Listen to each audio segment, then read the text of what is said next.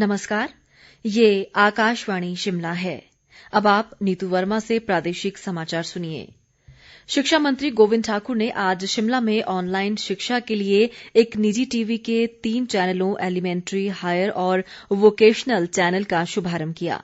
इस अवसर पर उन्होंने कहा कि इन चैनलों के माध्यम से प्रदेश के विद्यार्थियों के लिए ऑनलाइन शिक्षा की एक और सुविधा उपलब्ध हो गई है। गोविंद ठाकुर ने कहा कि कोरोना महामारी से बचाव के दृष्टिगत सरकार ने बच्चों की पढ़ाई सुचारू रखने के लिए इस वर्ष अप्रैल से व्हाट्सएप के माध्यम से प्री नर्सरी से 12वीं कक्षा तक हर घर पाठशाला कार्यक्रम आरंभ किया है।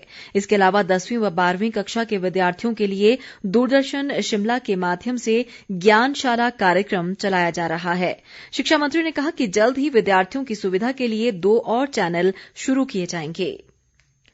स्वास्थ्य मंत्री राजीव सैजल ने आज सोलन जिले में कसौली विधानसभा क्षेत्र के धर्मपुर व परवाणू में हिमाचल गृहिणी सुविधा योजना के 261 पात्र लाभार्थियों को रसोई गैस कनेक्शन वितरित किए।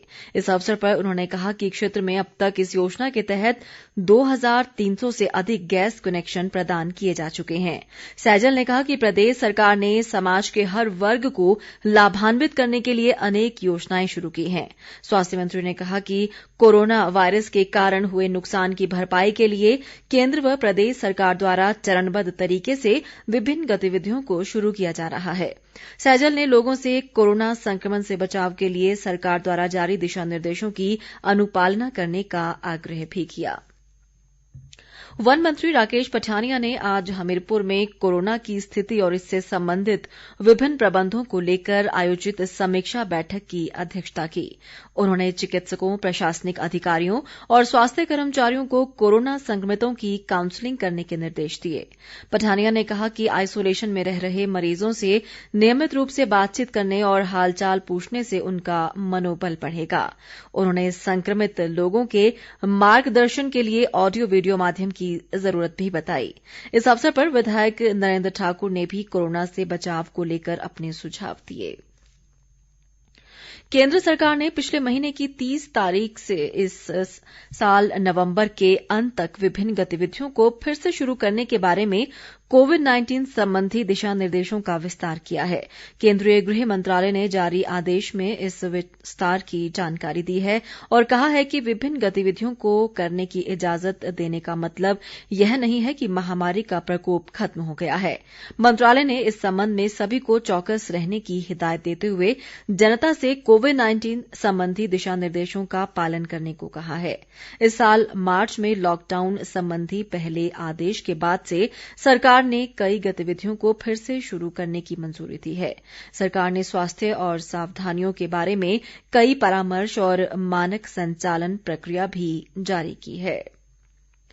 प्रदेश भाजपा अध्यक्ष व सांसद सुरेश कश्यप ने मंडी, सोलन व पालमपुर को नगर निगम बनाने के प्रदेश सरकार के फैसले का स्वागत किया है।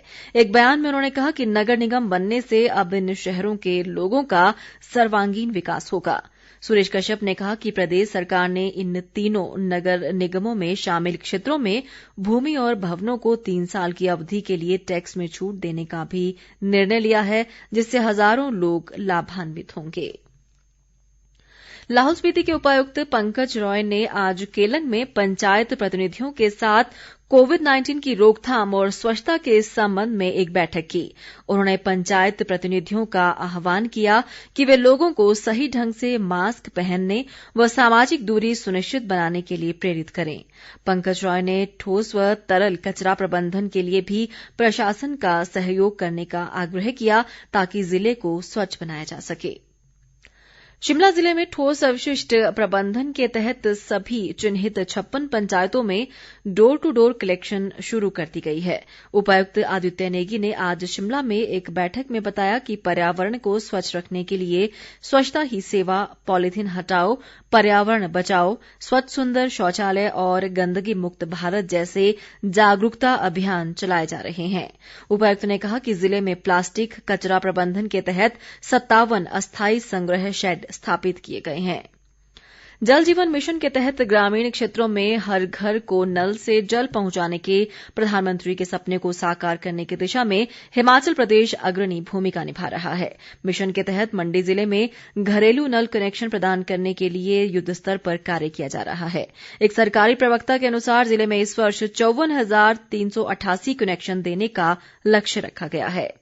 इसी के साथ ये समाचार बुलेटिन समाप्त हुआ। हमारा अगला बुलेटिन आप सुन सकते हैं शाम 7:45 पर। नमस्कार।